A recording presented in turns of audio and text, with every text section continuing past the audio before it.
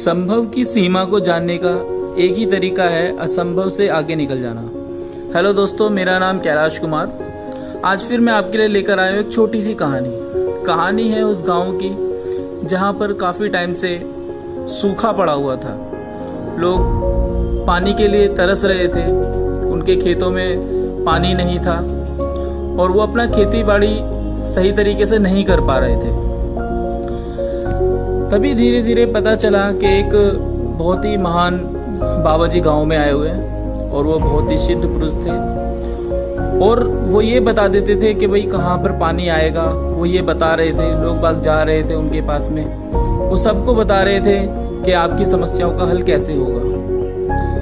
धीरे धीरे ये बात उस किसान के पास भी पहुंची और वो भी देखने लगा कि मेरे खेत भी सूखे हुए हैं, मैं भी इनको पानी देना चाहता हूँ, मैं भी जाता हूँ उन बाबा जी के पास में। उसने सोचा कि मैं कल जाता हूँ और उन बाबा जी से मिलता हूँ, हो सकता है मेरी समस्या का समाधान वो कर सके।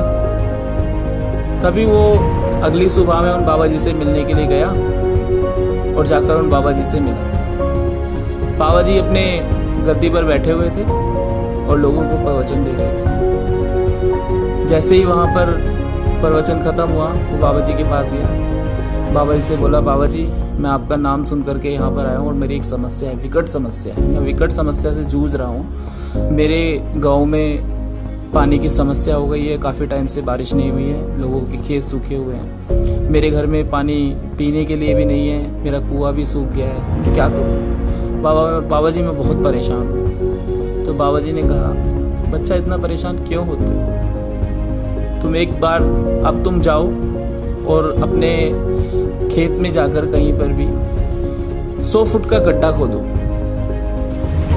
और फिर मुझे आकर के बताना। तो उसने कहा, ठीक है बाबा जी, मैं जाता हूँ और गड्ढा खोदता हूँ। तो वो किसान अपने घर गया और उसके बाद फिर अपने खेतों में गया। उसने गड्ढा खोदना शुरू किया। उसने 5 फुट का गड्ढा खोदा, 10 फुट का गड्ढा खोदा, 20-25 फुट का गड्ढा खोदा, लेकिन पानी नहीं आया, सब सूखा सूखा। उसने कहा हो सकता है ये जमीन खराब हो, यहाँ पानी हो ही ना। तो उसने दूसरी तरफ जाके एक और गड्ढा खोदना शुरू कर दिया। ऐसे ऐसे करके उसने 8-10 जगह पे गड्ढे खोद डाले, लेकिन पानी कहीं नहीं आया। वो बड़ा परेशान हुआ कि यार बाबा जी ने भी बस ऐसे ही बोल दिया और यहाँ तो पानी का नामो निशान नहीं है। मैं एक बार फिर बाबा जी से जाके पूछता हूँ कि बाबा जी मेरे यहाँ तो पानी आया ही नहीं, ये क्या आपने बता दिया मुझे? वो गया अगली सुबह बाबा जी से जाके मिला। वो बहुत गुस्से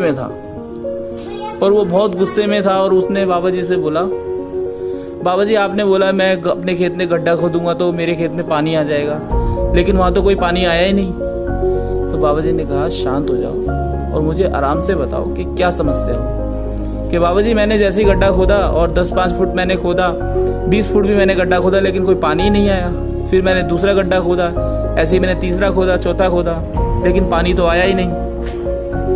बाबा जी ने सारी बातें सुनी और बोला, बेटा मैंने आपसे कहा था 100 फुट का गड्ढा खोदना, मैंने ये थोड़ी ना कहा था कि आपको जगह जगह गड्ढा खोदना है। तो दोस्तों इसी तरीके से हम लोग भी जो है ना अपनी लाइफ में बहुत कुछ करते हैं, बहुत कुछ करने की कोशिश करते हैं, मगर लेकिन एक ही लक्ष्य पे हम कभी काम नहीं करते। दोस्तों अगर हम अपना एक फोकस बना करके, यदि हम अपने एक लक्ष्य पे अगर सही तरीके से और अपनी पूरी एनर्जी के साथ में अगर काम करें तो हम भी अपने लक्ष्य को पा सकते हैं। तो दोस्तों इसी कहानी के साथ वही बात जो हमेशा बोलता हूँ, जीते वही हैं जो दूसरों के लिए जीते। धन्यवाद।